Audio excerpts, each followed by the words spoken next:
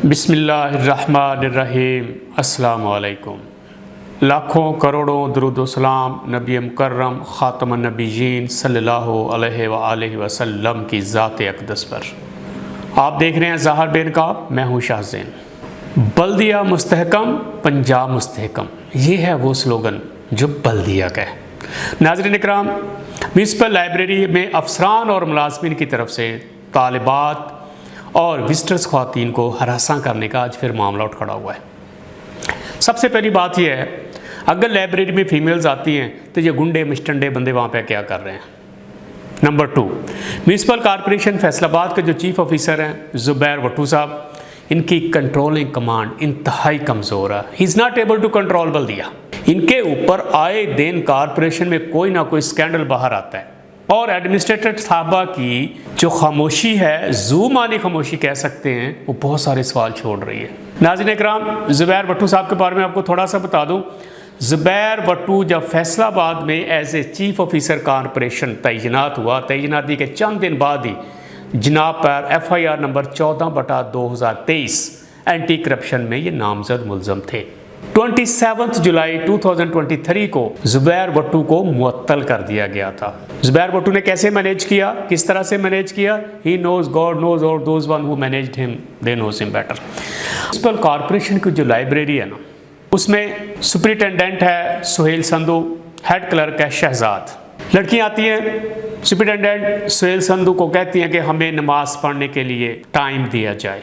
तो सुहेल संधू और शहजाद खान इतने बददिमाग, इतने ये वुल्गर हैं, ये उनके कपड़ों और उनकी नेल पॉलिश के कलर्स पे उनको टॉन्च करते हैं। अब लड़कियां उठती हैं, वो ज़ुबैर भट्टू साहब के पास जाकर शिकायत लगाती हैं कि ये कुछ वहाँ पे हो रहा है। अच्छा नाज़रीन इकराम, इट्स नॉट अ न्यू, ये पहले भी होता रहा है, बट मामला दबाए जाते रहे हैं। कुछ फीमेल्स होती हैं वो इसको हाईलाइट नहीं करना चाहती, कुछ होती हैं वो जाके बता देती हैं।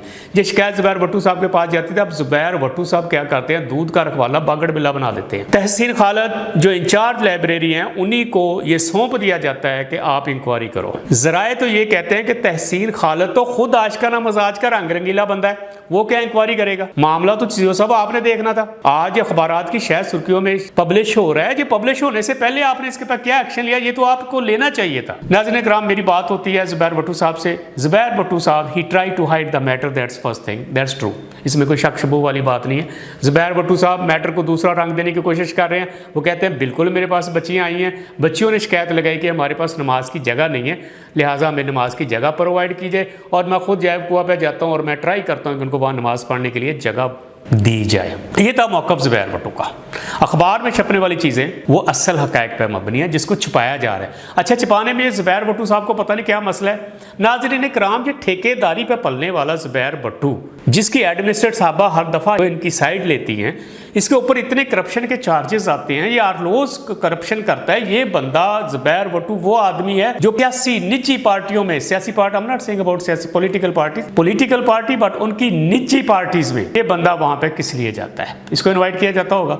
अब इनवाइट करता हुआ वहां सिर्फ ये बंदा अपनी हकीकत बयान करने के लिए जाता है कि ये करना है, वो करना है। वो आगे से इसको कहते नहीं तुमने ये करना, वो करना, कहता है ठीक है सर, एज यू लाइक। ये बंदा यहाँ पे टिका हुआ है, हमें इसके टिकने पे कोई ऑब्जेक्शन नहीं है, इस पे वर्क पे ऑब्जेक्शन है, इसके वहाँ डेली आए रोज जो स्कैंडल्स आते हैं उन पे हमें ऑब्जेक्शन है। ये वही भट्टू साहब हैं जिन पे FIR है 14/2023, जिनको मुअत्तल कर दिया गया था, चार्ज नहीं छोड़ा था, मैनेज किया था चार्ज को। रातों रात भाग जाता है लाहौर, पता नहीं क्या कुछ करके आता है।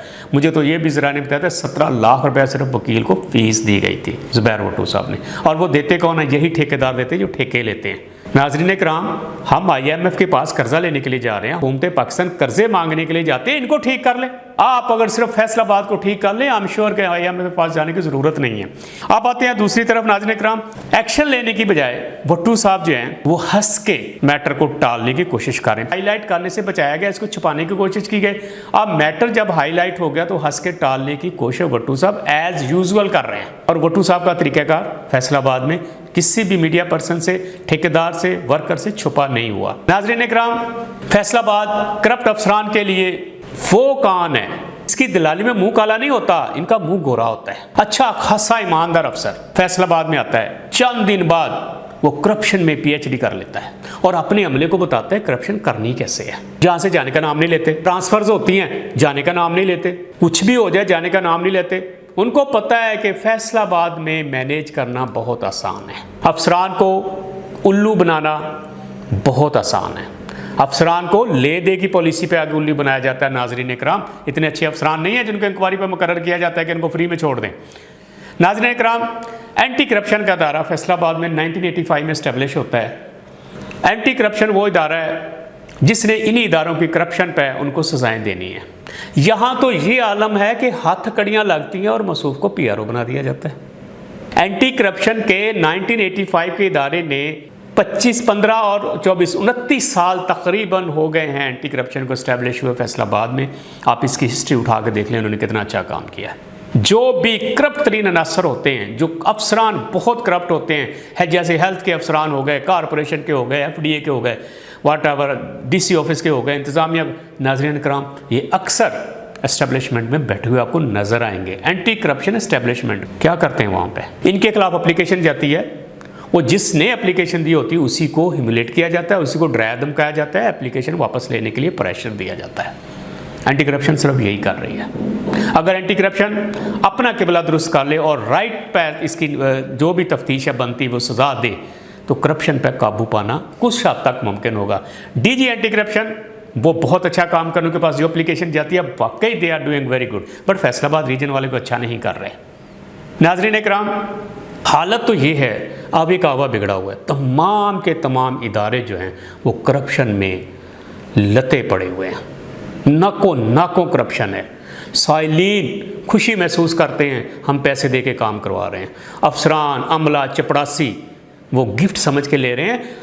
और राशियो वलमरताशियो किलाहुमा फिन्नार, रिश्वत लेने वाला रिश्वत देने वाला दोनों जहन्नमी है। अब इसी करप्ट अमले ने, इसी करप्शन में PhD वाले अमले ने जो आजकल थीसिस लिख रहे हैं करप्शन पे, उन्होंने इसको गिफ्ट का नाम दे दिया है। गिफ्ट का नाम दे के हलाल कर लिया है। हम लोग बिल्कुल कर रहे हैं, ठीक कर रहे हैं। नाजरीन इकराम, फैसलाबाद में जो इदारे हैं जैसे फूड डिपार्टमेंट है, फरमान मुस्तफ़ा मन गश्शा फलैसा मिन्ना, और जिसने मिलावट की वो हम में से नहीं है। अब फूड डिपार्टमेंट क्या करता है, एक दो की जो है पकड़ता है, बाकी सबको छोड़ देता है। ये तो हमें खुद जहर खिला रहे हैं। कितने होटल्स पे ये लोग जाते हैं, क्या करते हैं क्या नहीं करता, किसी से छुपा डका छुपा नहीं है। हम लोग आज भी ये जो PFA है, पंजाब फूड अथॉरिटी है, उसके रहमो करम पे ये करते कुरते कुछ नहीं है। जहाँ काम से पैसे मिलते हैं ये सिर्फ दिहाड़ी बनाते हैं, इसके अलावा ये लोग कुछ नहीं करते। एक आध रोज़ाना का असली छापा मारते हैं, उसको हाईलाइट करते हैं, बाकी को छोड़ देते हैं। अच्छा नाज़रीन कराम, इसी तरह DC ऑफिस है, कारपोरेशन है, FDA है, माहौलियात, कमिश्नर ऑफिस, रेवेन्यू डिपार्टमेंट, हर महकमे में चपड़ासी से लेकर अफसर तक करप्शन में डूबा हुआ है। इतनी करप्शन हो रही है नाज़रीन कराम की आपकी सोच है। पुलिस की करप्शन का तो ये आलम है कि CPO साहब की साथ वाली दीवार में OSI ब्रांच है और उसकी करप्शन मैं पहले भी हाईलाइट कर चुका हूँ। Let me remind you again back a little bit. 44 थाने, 44 मुहर्रर, 44 डिप्टी मुहर्रर, 44 SHO, 44 इंचार्ज इन्वेस्टिगेशंस, 27 चौकियाँ, इंचार्ज चौकी 27, वहाँ पे मुहर्ररान 27। नाज़रीन कराम, वहाँ से कितनी करप्शन के पैसे इकट्ठे होते हैं आपकी सोच है। पुलिस पेट्रोल पंप पे जितनी करप्शन हो रही है आपकी सोच है। नाज़रीन कराम, करप्शन की देवी फैसलाबाद में अपने मजबूत पंजे गाड़े बैठी हुई है। बाफसूक ज़राए तो ये भी कहते हैं जहाँ जो भी अफसर तैनात होता है वो एक लिमिट लेके आता है, वो वहाँ पे पैसे दे के अपनी ट्रांसफ़र करवाता है, क्योंकि इस कान की दलाली में मुँह काला नहीं गोरा होता है। नाज़रीन कराम, DC ऑफिस वाले 15 से 18 जो है वो लाइसेंस दे रहे हैं, NOCs दे रहे हैं। ये लाइसेंस उन कंपनीज़ को दिए जा रहे हैं जो ओगरा ने ब्लैक लिस्ट किए हैं। DC ऑफिस में तो ये आलम है कि साहब का DC मोहम्मद अली को शिकायत जाती है कि जनाब जाली असले के लाइसेंस बन रहे हैं। DC साहब कहते हैं ऐसा पॉसिबल ही नहीं है। अब जो बंदा शिकायत करें उससे कहते हैं लाएँ अपना शनाख्ती कार्ड, ये शनाख्ती कार्ड देते हैं, DC के नाम पर लाइसेंस बन जाता है। उन्हीं दिनों में एक बंदा भी पकड़ा जाता है जिससे बैग से लाइसेंस निकलते हैं। नाज़रीन कराम, असला ब्रांच अगर ये जाली लाइसेंस देने बंद कर दे तो आज ये गन लेके दंदनाते फिरते, इन्हीं का सारा किया दरा है। नाज़रीन कराम, इसी तरह से जो लाइसेंसेस दिए गए हैं, NOCs दिए गए हैं 15th ब्लैक लिस्टेड कंपनीज़ को, उनका एहतसाब किसने किया आज तक? कोई एहतसाब कर सकता है? कभी भी नहीं कर सकता। जो आते हैं फाइल दबा के चली जाती है, कहीं ज़्यादा तकलीफ होती है, सियासी डेरे पर चली जाती, सियासतदान की कॉल आती है, इसको नहीं छेड़ना, ये हमारा बंदा है। इसको छेड़ना भी आप बता दें। इन्हीं करप्ट अनासर को अगर तहकीकाती इदारे रियल में इनके ऊपर वर्क करें, रियल में इनको पनिशमेंट मिले, 2-4 को ही लटका दो, एटलीस्ट काम हो जाएगा। मिलते हैं नेक्स्ट व्लॉग में। अल्लाह हाफिज़।